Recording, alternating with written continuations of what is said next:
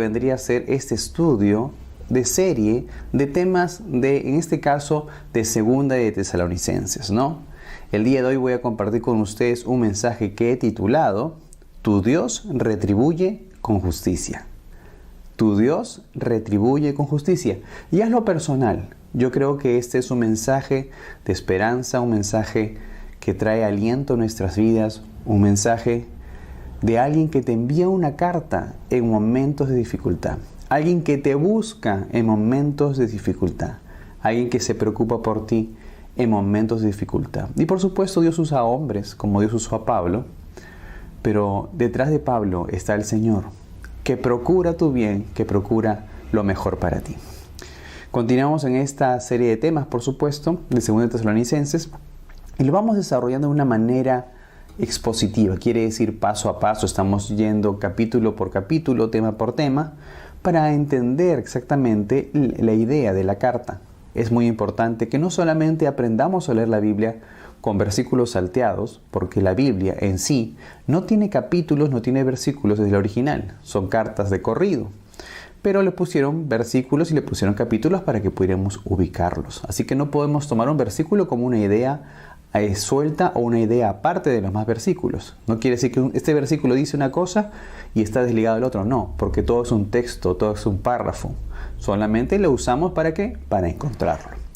Ahora, por eso es tan importante que nos animemos en el Señor, como cristianos, como creyentes y como iglesia, a seguir compartiendo la palabra de Dios y aprendiéndolo de manera sistemática, de manera ordenada, para poder entender toda la idea. Como dicen algunos por ahí, un versículo fuera de contexto es un pretexto para cambiar, por supuesto, una verdad bíblica. Así que nosotros tenemos que leer las Escrituras de lado a lado. Así que desde ya, pregúntale hoy al Señor: Señor, ¿cómo puedo aplicar esta porción de la palabra a mi vida? Allí, tú que estás en tu casa, en el lugar donde te encuentres, pregúntale al Señor: Señor, ¿cómo puedo aplicar esta palabra a mi vida de una manera práctica? Esas son las preguntas que tenemos que hacerlo cada día que leemos la palabra de Dios. No solamente es información, no solamente es conocimiento, sino también tenemos que dejar que esa palabra de Dios transforme nuestro corazón. ¿Cuántos están deseosos de ello? Por supuesto que muchos dirán amén por este tiempo de recibir la palabra del Señor. Déjenme contarles que no hace mucho tiempo después de que Pablo escribe esta primera carta, ¿no?, de 1 Tesalonicenses, escribe esta segunda, porque él recibe un reporte, y este reporte decía que las cosas que estaban pasando se habían acrecentado o habían empeorado. Quiere decir la persecución hacia los cristianos. Estaban viviendo por un tiempo de dificultad. Vamos a centrarnos y tener en contexto que la persecución era mucho más recia, mucho más fuerte para con ellos. Así que ellos necesitaban, por supuesto, el aliento. Y Pablo no demoró. Pablo escribe esta carta a los tesalonicenses, a la iglesia de Tesalónica, por segunda vez, para tocar estos temas. ¿Por qué? Porque se había acrecentado la persecución, porque habían algunas dudas acerca de la venida del Señor, lo cual ya él había compartido en la primera carta, y también porque habían algunos por ahí que estaban, como se dice, de vagos, no estaban haciendo absolutamente nada. No sabemos cuál es la historia exactamente, aunque los estudiosos dicen que probablemente tengan que ver con un tema cultural, contextual, ¿no?, del tiempo, del momento. Y yo también como se dice, me lanzaría a pensar también algunos que creían que la venida de Cristo ya era inminente, seguramente, como algunos hasta el día de hoy, como una mala interpretación, dicen: ya no estudiemos, ya no hagamos nada. Hay corrientes así, ¿no? Porque Cristo viene pronto. Entonces ya ¿para qué estudiar? ¿O para qué hacer algo? ¿O para qué prepararse? Es importante que seamos los mejores en la vida, en el lugar donde Dios nos ha puesto. Así que tenemos que prepararnos, ya sea que el Señor venga mañana. Así que estudia, prepárate, capacítate, sé el mejor en lo que Dios te ha puesto a hacer. Y vamos a tener este tiempo y el texto bíblico que vamos a compartir para que ustedes puedan tomar notas se encuentra en 2 Tesalonicenses, capítulo 1, del versículo 6 al versículo 12. ¿Ya? Y son dos partes las que vamos a compartir. Yo lo voy a dividir en dos puntos. El punto número 1, para que lo tengan simplemente de ayuda a memoria, es Él retribuye con justicia. Y el número 2 es una oración por fortaleza. Muy bien, vamos desarrollando entonces la palabra del Señor. Ahora yo les pregunto, ¿no? Porque yo les acabo de decir que la iglesia de Tesalónica vivía en persecución, vivía por tiempos difíciles. Y así lo hacemos personal. ¿De qué manera? Yo te pregunto a ti hoy, ¿has vivido o han vivido algún momento difícil? Seguramente que sí, ¿no? ¿Están viviendo hoy un momento difícil? Probablemente también lo estén viviendo. ¿Sienten que eso que han vivido o viven se acrecienta cada día más? Muchas veces seguramente lo hemos sentido. Y por último, otra pregunta para hacernos a nosotros mismos o para hacerte yo a ti, tú que estás detrás de esta pantalla. ¿Has sentido que ya no hay un escape, que ya no hay salida? Déjame decirte que yo también lo he sentido. He vivido por tiempos difíciles, por tiempos de dificultad, por tiempos en los que no solamente no eran tan difíciles como parecían, sino porque a veces nuestra mente nos juega una mala pasada. Nuestros pensamientos, que a veces no son renovados o que no son alineados a la palabra de Dios, nos juegan unos malos momentos. Pero como alguna vez alguien me dijo, ¿qué otra cosa más podría suceder? ¿Qué más podría pasar? Entonces es cuando uno tiene calma y dice, bueno, esto ya pasará. Pero no dejamos de hablar acerca de los tiempos difíciles, porque no está malo el entristecerse, no está malo el a veces deprimirse un poco, no está malo a veces sentirse de una manera distinta o complicada. Y vamos a seguir entonces en lo que tiene que ver con nuestro tema en esta mañana. Déjame decirte que si estás pasando por un tiempo de dificultad o un tiempo difícil, Dios está contigo. Nada de lo que pases, nada de lo que suceda en este mundo, déjame decirte, tiene un propósito específico por tu Creador. Y sobre todo con mayor razón, como cuando la palabra dice que aquellos que aman a Dios, todas las cosas les ayudan a bien. Y vamos a compartir este texto bíblico. Este texto bíblico se encuentra, muy bien, en Romanos 8:28.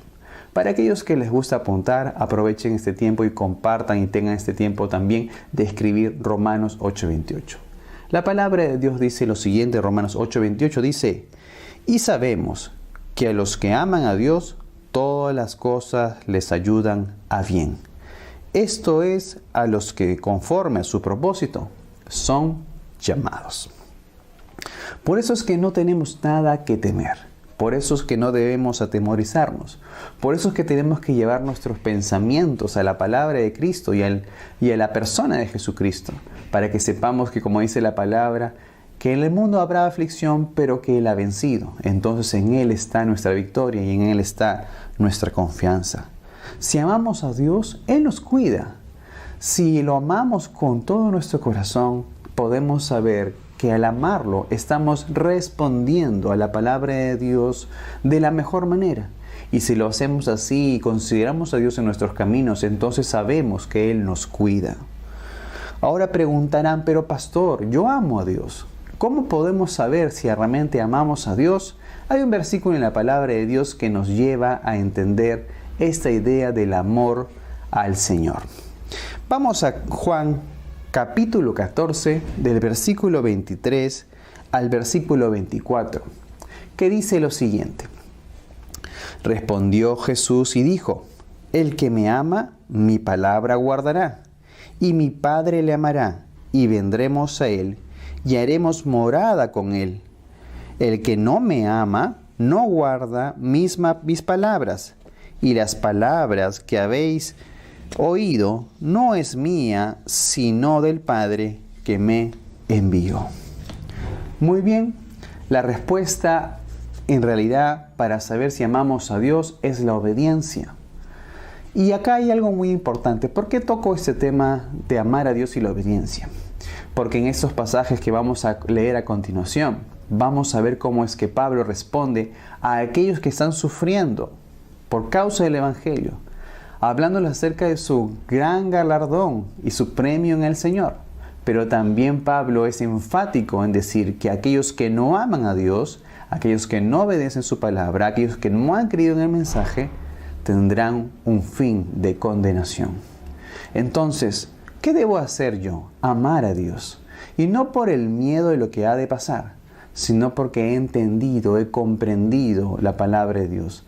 He conocido realmente el propósito por el cual estoy aquí y quién es Dios para con mi vida y para con la vida de cada una de las personas que nos rodean. Así que la respuesta siempre será la obediencia. La única manera de amar a Dios, de una persona ama a Dios, ¿cómo se nota que alguien ama a Dios? Porque se preocupa por cumplir la palabra de Dios, porque se preocupa por cumplir los mandamientos del Señor. Así que no hay otra cosa que amar a Dios sobre todas las cosas. Y es probable que el amar a Dios también implique un poco de sufrimiento. Algún autor decía ahí que el sufrimiento por amar a Dios es simplemente como participar del sufrimiento de Cristo, participar del ministerio de Cristo. Que suframos por el Señor, no que suframos por un amor por ahí, como dicen algunos. Ya esa es otra cosa, como se dice, ¿no? Así que ese sufrimiento sea por Cristo, sea porque realmente estamos delante de Él. Probablemente en la vida pasemos por dificultades y eso no es ajeno a nadie. Pero sabemos que estamos en el Señor, estamos tranquilos y cuidados por Él. Los cristianos, por supuesto, de la iglesia de Tesalónica estaban sufriendo por su fe en Jesucristo. Estaban sufriendo porque, según los estudiosos, eran como se dice, un grupo minoritario, un grupo pequeño, el cual estaba siendo perseguido por diferentes nacionalidades, ¿no? En su momento, porque querían destruir el cristianismo. Ahora la pregunta para ti y para mí, ¿estamos sufriendo por ser cristianos? ¿Estás tú sufriendo por ser cristiano? Probablemente en este país no, de una manera tan fuerte como la muerte, como la condenación, como la decapitación, como la pena de muerte por la fe.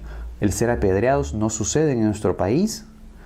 No estamos sufriendo probablemente hasta los golpes, o de repente sí, si es que eres un predicador de la palabra, alguien que predica de manera externa, afuera, en las calles, en los micros, probablemente sí sientas que alguien te lance algo por ahí, o puede ser que te lancen algo por hacerlo, o que alguien te rechace. Déjeme decirle que siempre estamos expuestos cuando predicamos la palabra de Dios, ¿no? Déjeme decirles también, a veces cuando yo publico algo en redes sociales acerca de la posición cristiana sobre ciertos temas, déjeme decirles que los primeros en rechazarme, en repudiarme, como se dice, son los que son de mi propia sangre. Y eso me da tristeza, sí, pero yo me debo a Cristo antes que cualquier cosa. Ahora, si tu cristianismo, y quiero que ser enfático en esta idea, si tu cristianismo no incomoda a nadie, preocúpate. Lo voy a repetir, si tu cristianismo no incomoda a nadie, preocúpate. Puede ser que tu cristianismo sea un cristianismo, como se dice, pasado por agua tibia, un poco light, simplemente un cristianismo peace and love, ¿no? Paz y amor y nada más. Simplemente no estás haciendo lo que la palabra de Dios dice, no estás siendo enfático, no estás siendo claro en tu manera, en tu postura. Me hace recordar a algunos predicadores americanos que son invitados a programas de televisión de mucha audiencia, que no pueden definir claramente acerca de la salvación. No pueden definir a Cristo como el único camino. No pueden definir exactamente si realmente otras religiones, otros pensamientos los llevan a la salvación. Eso es simplemente no ser claro. Y al no ser claro, entonces eso no incomoda. Entonces, al no ser claro, un predicador que no es claro en la palabra simplemente recoge ovejas que simplemente pueden tener vidas como quieran tenerlas, sin dejar que la palabra de Dios los confronte. Si tu cristianismo es verdadero, va a incomodar. No hace mucho hablaba con un amigo, estando de viaje, que me decía, yo trabajaba como el arquitecto, como el maestro de obra, como aquella persona que estaba a cargo de la construcción. Los trabajadores, los empleados de esta construcción comenzaron a dejar de hacer cosas delante de mí porque sabían que yo era cristiano. En un principio de repente quisieron hacer algunas cosas, pero dándose cuenta de mi manera de ser, mi forma de ser, mi postura para con ciertas cosas, probablemente como con la bebida y otras cosas, de manera desmedida, dice que ellos se corrigieron. Ellos simplemente dejaron de hacer ello. Y eso es cuando realmente nuestro cristianismo impacta la vida de otras personas.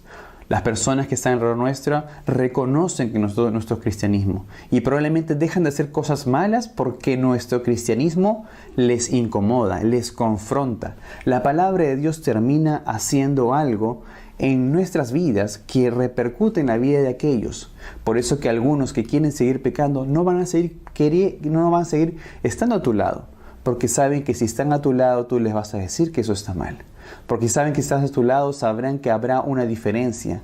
Será como juntar el agua con el aceite si realmente estás viviendo el cristianismo que Dios espera.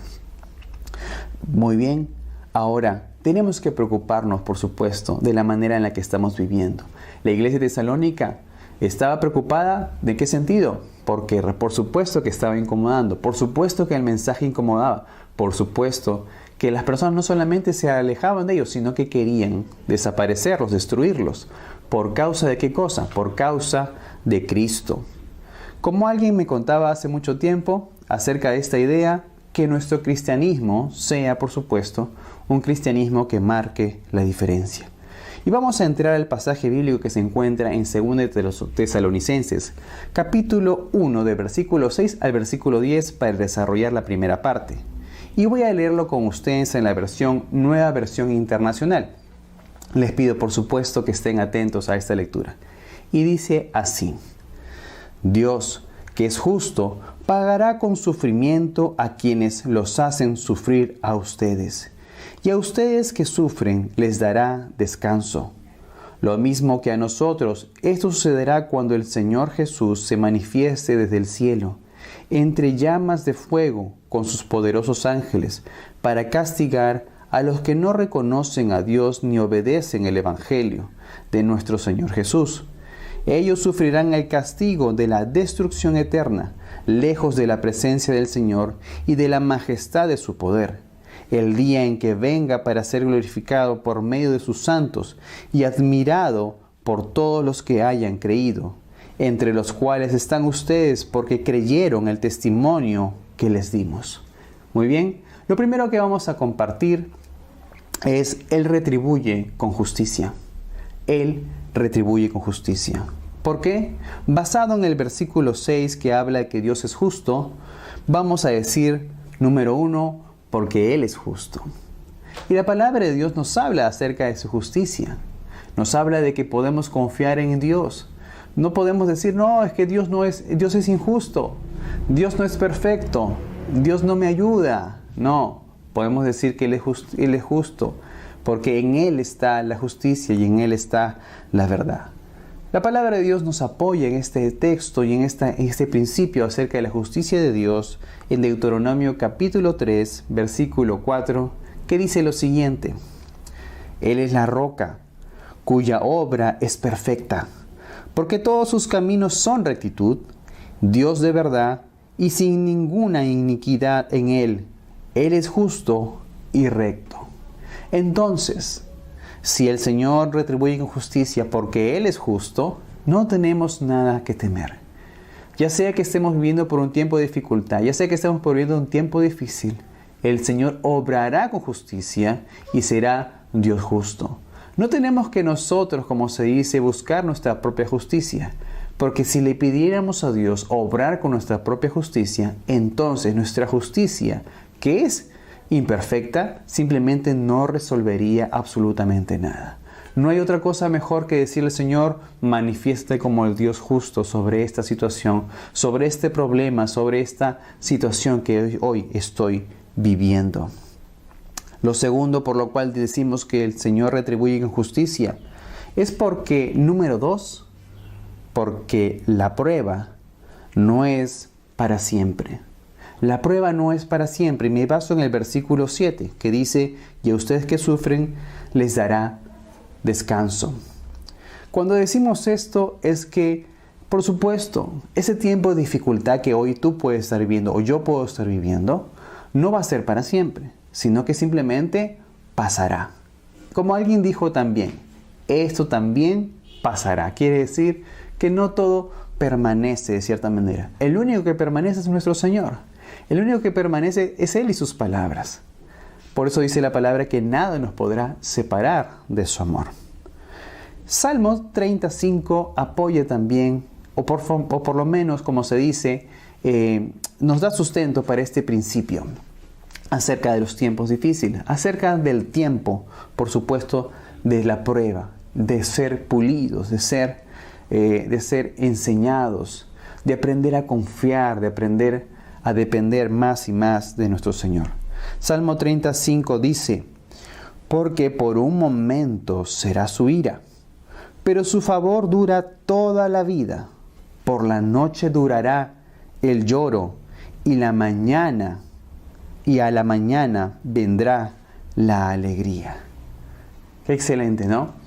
Qué bueno saber que el Señor permite que vivamos por tiempos de dificultad, pero no nos ha soltado de su mano. Nos sostiene, nos mantiene, nos tiene agarrados. Y si nosotros ponemos nuestra mirada en el Señor, podemos saber, Señor, esto va a pasar, esto no es permanente, el día de mañana será un mejor día. Por eso que algunos dicen, que pase hoy, por lo menos ya pasó un día de lo que estoy viviendo.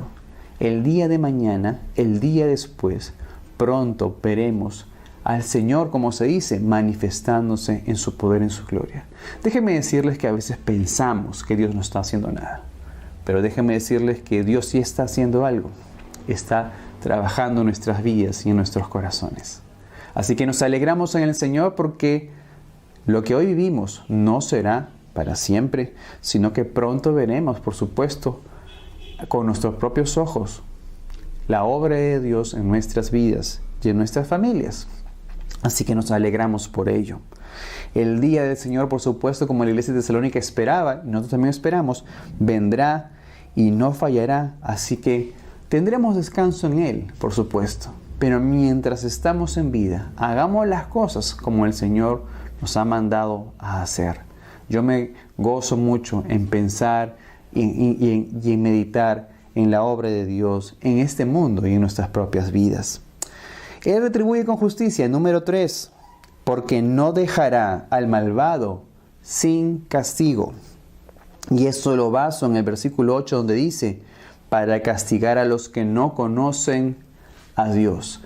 ¿Aquellos quiénes son los que no conocen a Dios? Aquellos que han procurado el mal para la iglesia de Tesalónica. ¿A quiénes son los que no conocen a Dios en este mundo? Aquellos que simplemente tú les has predicado la palabra y simplemente le han rechazado y no han creído el mensaje que tú les has traído. Un versículo que apoya esta idea se encuentra en Proverbios, capítulo 11, versículo 21. Y lo leo con ustedes en la nueva versión internacional, que dice lo siguiente. Una cosa es segura, los malvados no quedarán impunes, pero los justos saldrán bien librados. ¿Qué me conviene hacer? ¿Lo bueno o lo malo? Lo bueno, por supuesto, porque al hacer la maldad, dice la palabra, no habrá impunidad. Quiere decir que el malvado tendrá su castigo, pero el que es bueno saldrá bien librado. Así que, por supuesto, como Dios es justo, tú no tienes que hacer tú mismo, ni yo mismo, nuestra propia justicia. No puedo yo ir a condenar o hacer algo contra aquel que me ha insultado, me ha hecho pasar por un tiempo de dificultad, aquel que me ha presionado, aquel que me ha negado, aquel que no me ha amado, aquel que me ha rechazado, aquel que simplemente me ha hecho daño. Yo no puedo hacerle absolutamente nada. Tengo que dejar y creer que Dios es justo. Si tú quieres hacer algo por tu propia mano, entonces simplemente estás diciendo con tus actos que Dios no es perfecto, que Dios no es justo y que a Dios no le importas. Eso lo hacemos muchas veces. Pero si dejamos esto en manos de Dios, sabemos que Él es justo, sabemos que la prueba no será para siempre, sabemos que Él castigará, por supuesto, o no dejará al malvado sin castigo, entonces creemos en un Dios de justicia. un Dios que es justo, un Dios que retribuye bien al que realmente hace lo correcto, aquel que es su hijo, aquel, como dice la palabra, es parte del pueblo de Dios. No tenemos por qué reclamarle, por supuesto, a Dios. Él sabe lo que hace, solo debemos confiar. ¿Por qué? Porque es la manera que agradamos a Dios, al creerle a Dios. No debemos hacer la justicia por nuestra propia mano. Debemos esperar en el Señor y saber que Él pagará como es debido. Y como alguien dijo por ahí, ¿no? Que no exactamente, no me acuerdo ahorita el versículo, pero horrenda cosa, dicen por ahí, es caer en manos de un Dios vivo. Así que el Señor te juzgue, eso será peor de lo que yo realmente pueda hacer. Porque Dios en su perfección sabe cómo castigar a aquel que realmente hace lo malo y lo incorrecto. Por supuesto, como nosotros castigamos a nuestros hijos por las malas acciones, de la misma manera, el Señor también castiga a aquellos que necesitan ser disciplinados porque no han hecho lo bueno y lo correcto. No, pero es que ¿cómo que Dios castiga? Por supuesto, si yo hago lo bueno, merezco lo mejor. Pero si hago lo malo, hago lo incorrecto, simplemente viviré las consecuencias. Él atribuye justicia, número 4, porque no hay peor castigo que estar lejos de Él. No hay peor castigo que estar lejos de la presencia de Dios. Y esto lo baso, por supuesto, en el versículo 9, que nos dice, lejos de la presencia del Señor. ¿Para quién está esto estipulado? Para aquellos que simplemente no quieren saber nada con el Señor.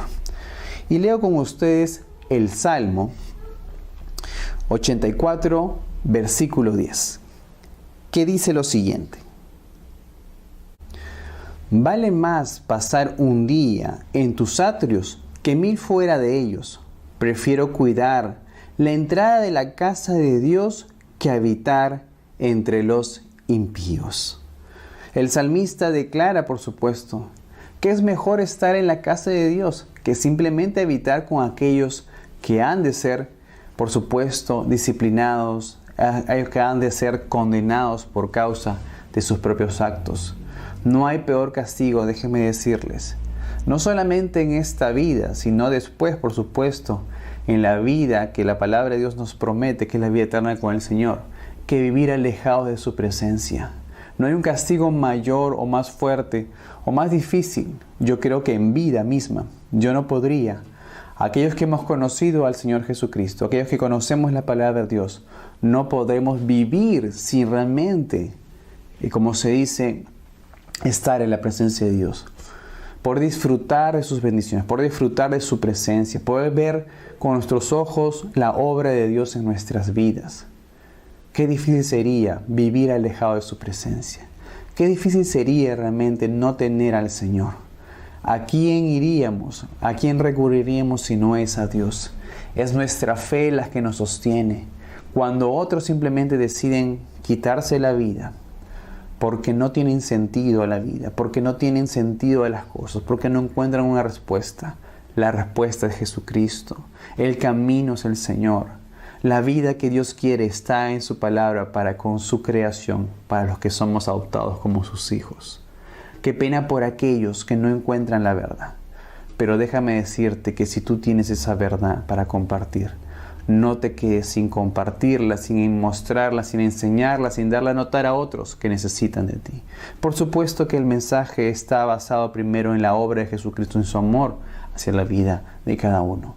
Las exigencias de una vida de santidad simplemente son consecuencia de una vida que quiere amar y obedecer a Dios. Así que no hay peor cosa que vivir alejado de Dios en esta vida. Y peor, por supuesto, después de la muerte, saber que no estaremos con el Señor. Pero nosotros que estamos en Cristo, podemos gozar de su presencia. Pero también debemos saber que hay otros que necesitan saber y conocer de un Dios creador, de un Dios salvador, reconciliador, de un Dios que nos quiere aquí, en comunión con Él, y que nos quiere allá, cuando estemos delante de la presencia de Dios con Él. Él retribuye con justicia, por supuesto. Número 5, porque recompensa al que cree. ¡Wow! ¿no? Al que le cree, le recompensa. Y eso está basado en versículo 10 que dice, admirado por todos los que hayan creído. Quiere decir que Jesucristo viene y va a estar siendo admirado por aquellos que hemos creído, aquellos que realmente hemos recibido el mensaje, como decía Pablo. Hebreos 11:6 dice lo siguiente. Vamos a leer Hebreos 11:6 que dice, pero sin fe es imposible agradar a Dios, porque es necesario que el que se acerca a Dios crea que le hay y que Él es galardonador de los que le buscan. Por ello la promesa que ha de cumplirse es ver, ¿no?, los santos, a los hijos de Dios, que ellos están, por supuesto, viendo a su Rey glorioso en los cielos. Viniendo, ¿quién? ¿Por quién? Por nosotros, por sus hijos.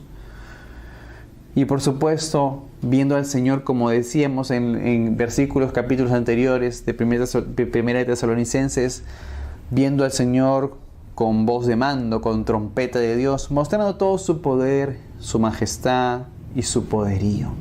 Así que nuestra confianza está en Él, porque aquellos que creemos veremos la obra de Dios. Y como dice la palabra, también disfrutaremos en esta tierra de aquella obra del Señor, que son las primicias de la obra de Dios en nuestras vidas y en nuestros corazones. Nos gozamos en Dios porque no vemos la vida como de manera trágica, sino que vemos la vida de una manera mejor. Y si sufrimos por el Señor, sabremos que tenemos recompensa. Y si pasamos hoy por un tiempo de dificultad o de enfermedad, sabemos que el Señor tiene cuidado de nosotros porque le amamos. Y esa es nuestra confianza.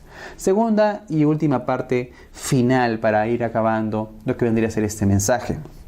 Segundo es una oración por fortaleza y está basado en 2 versículos finales que se encuentran en 2 Tesalonicenses capítulo 1 del versículo 11 al versículo 12, y lo leo con ustedes en la nueva versión internacional, que dice lo siguiente: por eso oramos constantemente por ustedes, para que nuestro Dios los considere dignos del llamamiento que les ha hecho, y por su poder perfeccione toda disposición al bien y toda obra que realicen por la fe.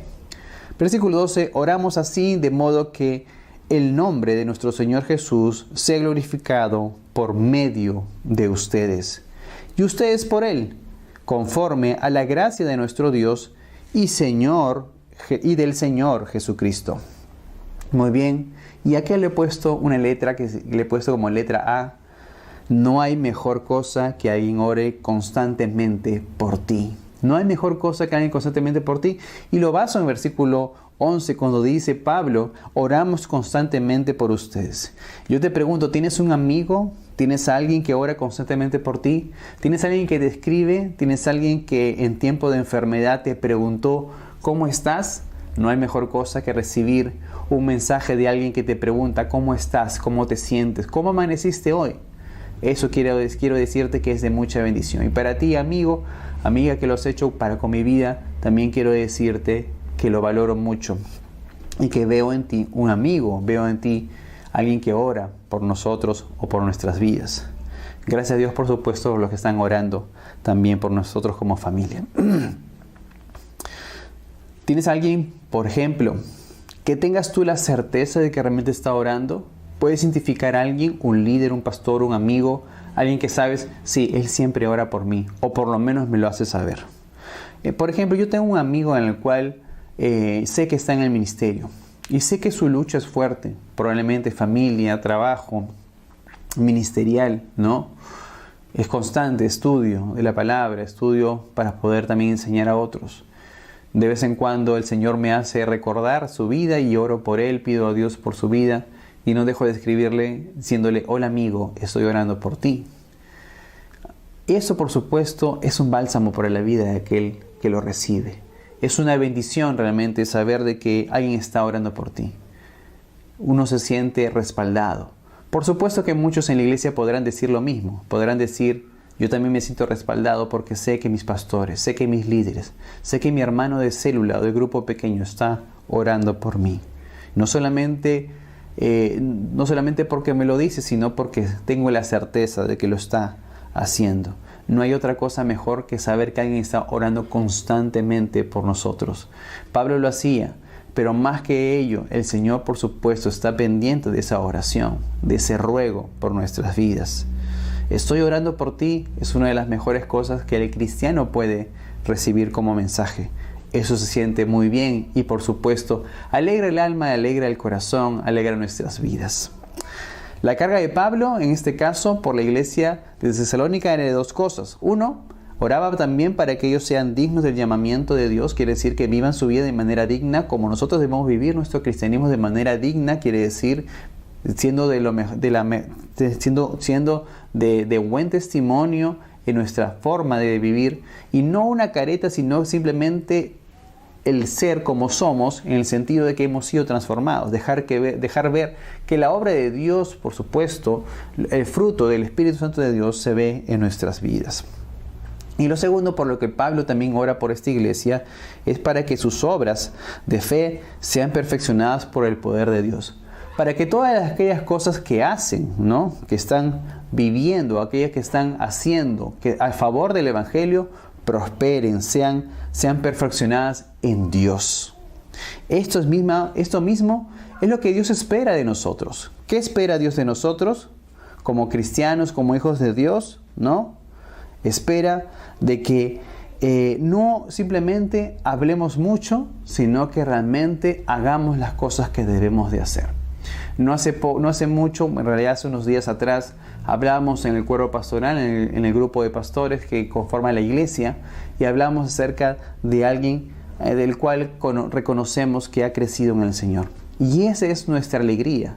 Hemos visto a alguien crecer, a uno de ustedes crecer en el Señor de una manera constante en los últimos tiempos. Probablemente esos últimos 2 años de pandemia hemos visto cómo el crecimiento se ha dado en la vida de uno de nuestros hermanos. Y nos alegramos porque eso es una alegría, es causa de gozo saber de que el fruto se ve, el fruto del trabajo, la obra de Dios en el corazón de los hombres y las mujeres se ve.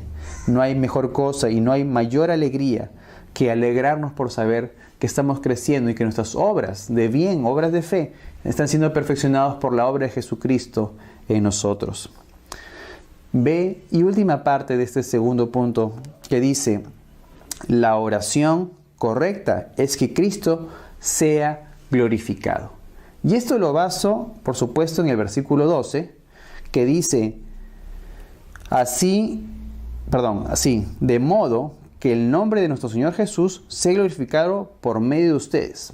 ¿Ok? Pero también lo completa y ustedes por Él, porque en realidad la idea es que la oración correcta es que Cristo sea glorificado, pero si nosotros somos enaltecidos, quiere decir nosotros como creyentes somos enaltecidos o somos tenidos en alta estima, somos considerados, que sea por causa de Jesucristo y no por causa de nosotros mismos, porque nosotros brillamos más que Jesús. No, que Cristo sea glorificado es la oración de Pablo para con la iglesia de Tesalónica, y es la oración de los pastores de la iglesia, de nosotros para con ustedes, es la oración de otros para conmigo. Marcelo, que Cristo sea glorificado en tu vida, que Cristo sea el que sea glorificado. Y si tú eres considerado, y si tú, hermano o hermana, eres considerada, que sea por causa de Jesucristo. Pero no sea por otra causa, no porque cantas lindo, no porque predicas bonito, no porque tocas excelente, no porque eres muy servicial, no porque no hay otro como tú, porque hablas excelente, no porque, no sé, eres el más bonito, la más bonita, o eres el mejor profesional o el que más ha prosperado. No. Si algo tienes y algo vives, que sea por causa de Jesucristo, que sea porque Él sea el que es glorificado en tu vida. Él es el que tiene que llevarse toda la gloria y toda la honra. Entonces debemos recibir estas oraciones, por supuesto, para que Dios nos ayude, nos sustente, para que Dios nos permita vivir en el tiempo que estemos viviendo de la mejor manera. Puede que suframos, puede que vivamos por tiempos de dificultad, pero la palabra de Dios dice que será por un momento. Mañana tendremos, como se dice, estaremos llenos de alegría. Dios, en su justicia, no ha dejado de ver o no ha dejado de hacer la obra de amor en nuestras vidas. Por ello también nos dice la palabra que nosotros, como hijos de Dios, debemos seguir adelante. Y leo con ustedes este versículo final que se encuentra en Gálatas capítulo 6, versículo 9, y lo leo con ustedes en la nueva versión internacional, que dice lo siguiente: no nos cansemos de hacer el bien, porque a su debido tiempo cosecharemos si no nos damos por vencidos. Permítame orar por usted en ese tiempo, si está pasando por ese tiempo de dificultad que veníamos hablando. Igual que le dice Tesalónica, si está viviendo por un tiempo en el que necesita que alguien ore por usted. Vamos a terminar este tiempo orando. ¿Qué les parece si terminamos orando a Dios y pidiendo por cada uno de ustedes que se encuentran ahí en sus casas? Permítame orar. Señor Jesús, quiero pedirte en este tiempo por la vida de tus hijos que están detrás de esta pantalla. Te pido, Señor, que tú los ayudes, que tú los sostengas en este tiempo de dificultad que ellos estén viviendo. Ya sea que lo estén viviendo, ya sea que hayan pasado, o ya sea que estén a puertas de un tiempo difícil. Sostén sus vidas, Señor, te lo pido. Te pido por aquellos que nos escuchan, para que también te conozcan, para que conozcan tu mensaje, para que sepan que no hay otro camino sino contigo, Señor Jesús. Ayúdales en sus luchas, en sus pruebas, en sus dificultades. Fortalécelos, Señor, aún en la enfermedad. Levántalos, Señor, de sus camas. Levántalos, Señor, de toda situación difícil, ya sea que estén viviendo un momento complicado. Fortalécelos en sus mentes, en sus corazones y en sus cuerpos. Trae sanidad sobre sus vidas. Trae fortaleza sobre sus mentes, Señor. Y que sepan ellos, Señor, que tus hijos, Señor, y que otro hermano en Cristo, y que un líder, un hombre de Dios, una mujer de Dios, un hombre que se levanta, está orando por él o por ella, Señor. En el nombre de Jesús te pido fortaleza para con tu iglesia. Te pido fortaleza para con los que oyen. Te pido fortaleza con los que nos ven en este tiempo, Señor. Levántalos, Señor. Perfecciona sus obras, Señor, en ti. Y que puedan ver tu rostro todos los días y tu obra maravillosa en sus vidas. En el nombre de Cristo Jesús. Amén y amén.